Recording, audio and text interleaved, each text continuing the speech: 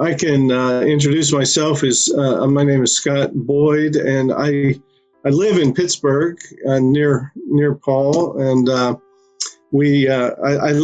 been directing a ministry to international students and visiting scholars here in Pittsburgh for the last 22 years. So it's been a while, and so we welcome people to the city of Pittsburgh. Students, we're mainly thinking of those who plan to return home.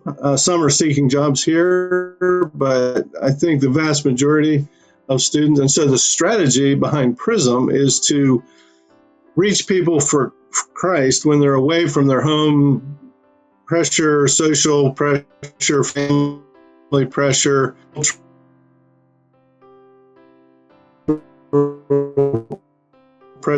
while they're able to think more objectively about spiritual things for Christ when they go. Is my internet doing okay? I was getting, let's see. How's that now? I don't know why my signal seems weak. Is it okay? So, yeah, I guess I've been giving more focus to what's happening with students who have gone back home, who've become Christians here in Pittsburgh, and it's always encouraging to hear stories. Just tomorrow, Elizabeth from Colombia is coming to Pittsburgh. She left a career in business after coming to faith here in Pittsburgh. She went back to Colombia and left a career in business to join the Christian Missionary Alliance denomination. And she is now the director of projects for that denomination in Colombia. So she's coming back to Pittsburgh and bringing with her the president of the CMA denomination.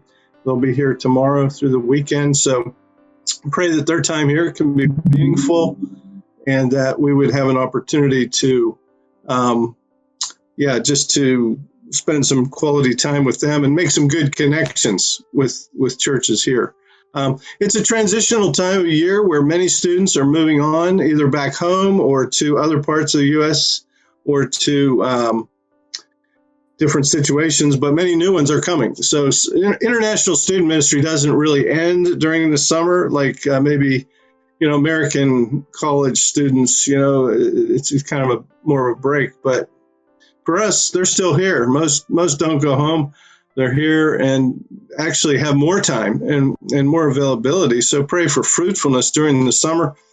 We have more social gatherings and outreach type things, but and just pray. We did see a Chinese woman come to faith in our women's Bible studies, really humming. There's probably 25 at least women, some of their children every week.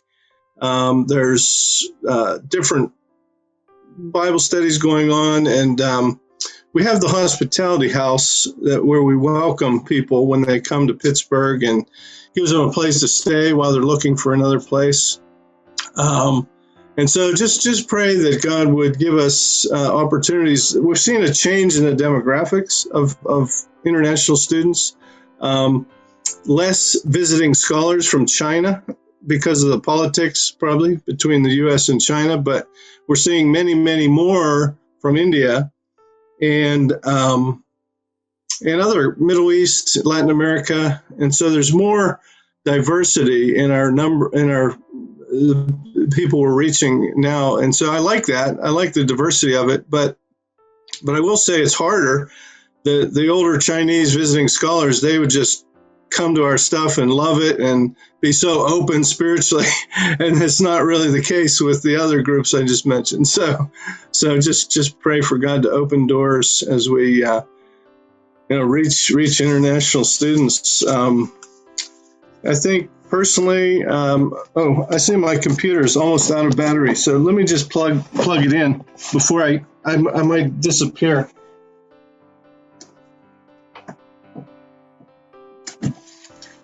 There we go. So as far as my family goes, I have two sons who are commercial pilots, and so pray for them as they work jobs flying. And two sons who are sort of trying to figure out life. The one son is 30 and is kind of in between jobs, and just pray for Ryan to know what steps to take in his life. And he's got a girlfriend, but he hasn't asked. I think he's considering proposing, but I'm not really sure. So pray for Ryan to get some direction in his life. And for Tommy, who's 24, he's kind of struggled with anxiety, depression kind of stuff. And just pray that he would get some direction and growth, spiritual growth for both, really all four sons. So the oldest is Jonathan, then there's Ryan, and Matthew, and then Thomas. So please pray for our sons. And my wife, Lisa, is actively engaged in women's ministry. And so just pray for Lisa as well, just to have a fruitful ministry at our church, and also taking care of my 92-year-old mother who lives not with us, but right near us here. So thank you for your prayers.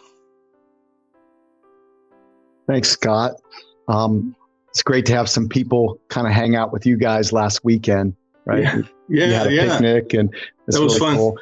And it's really neat how I was so surprised to see you join in on one of the Freedom Firm calls. Actually, more than one. You've been actively engaging. Just another full collaboration of prayer and partners joining arms together. It's a cool thing.